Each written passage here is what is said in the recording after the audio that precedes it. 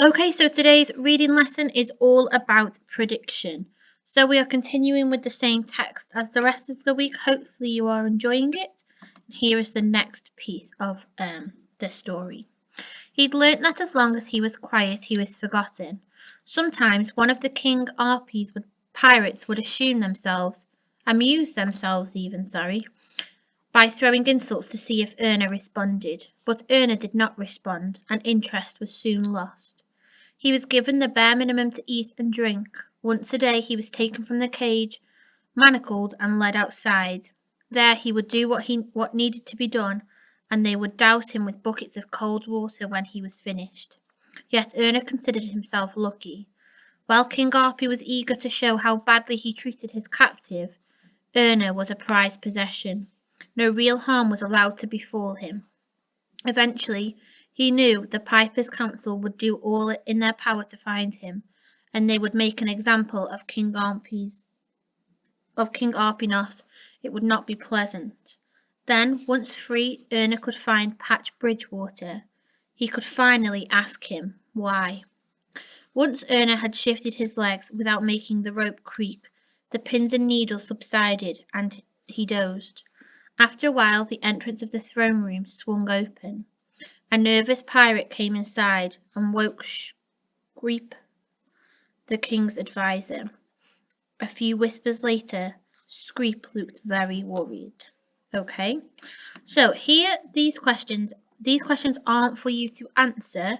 These are for you to understand and learn question stems that you might find in a group of Vipers questions. So if you were to ever see any of the questions like this, you would know, oh, that's a predict question. These ones you are not answering, okay? I will show you the ones you are going to answer in a minute, okay?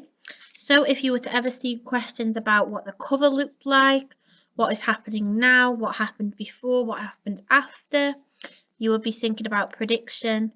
If something asks you what will happen next, or what makes you think that, that's asking you to predict what's going to happen, but use evidence from the text as to why you think that.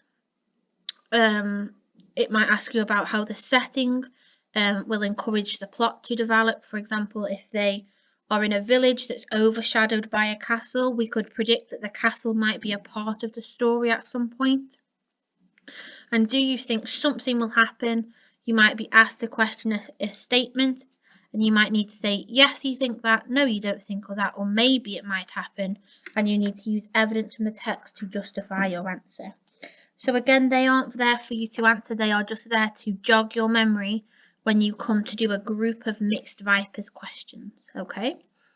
So here is the text you are going to read, and here are the questions you are going to answer. There are 4 questions to answer. So I want you to pause the video and read this text.